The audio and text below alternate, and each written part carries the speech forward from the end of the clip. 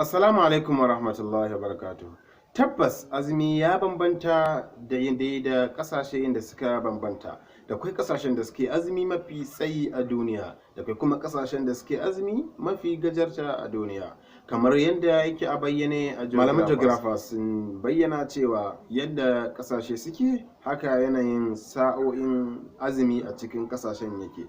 Kasashen da suke kusa da kudancin duniya su ne kasashe waɗanda suka fi yin azumi mafi tsawo a duniya baki ɗaya.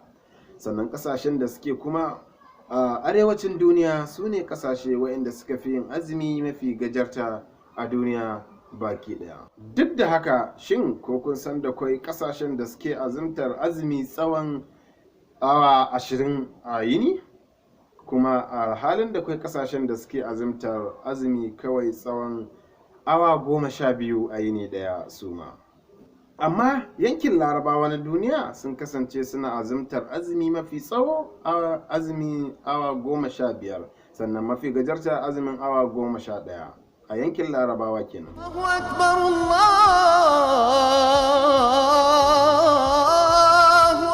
A yankin larabawa, kasar da za ta yi azumi mafi tsawo a duniya wannan karan ita ce kasar Morocco, wato wadda suke kira Maghrib.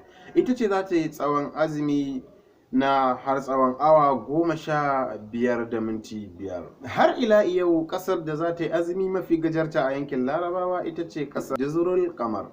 Wannan kasa za su yi azumi na tsawon awa 12 da minti 51. A babban birni na ƙasar Saudiya kuma wato Riyadh su za su yi azumi tsawon awa 14 da wa'ansu 'yan mintuna. Garin Makka kuwa azuminsu yana kasancewa tsawon awa 13 da minti 51. A wannan lokaci ne ƙasar Iraki kuma su azuminsu ya kasance tsawon awa 15 da minti 30. Za su ci gaba da gabatar da azumi haka har zuwa ƙarshen wata. شهر رمضان.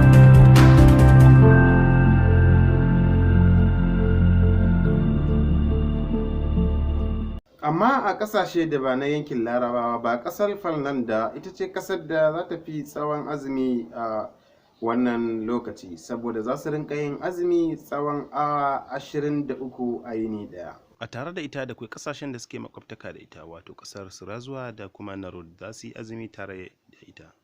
Ƙasashe kuma na duniya gaba ɗaya wanda suka fi gajeren azumi a wannan karo su ne nan ƙasan Argentina da kuma Chile da Australia.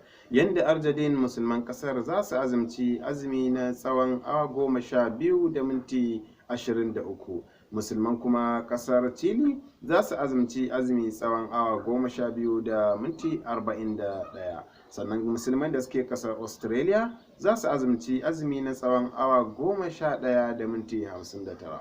Wannan su ne jerin ƙasashe mafiya tsayin azumi da gajartar shi a duniya baki ɗaya. Ku ci gaba da kasancewa da wannan tasha tamu ta Abba Tiso TV. Sai mun haɗu da bidiyo na gaba. Wassalamu alaikum.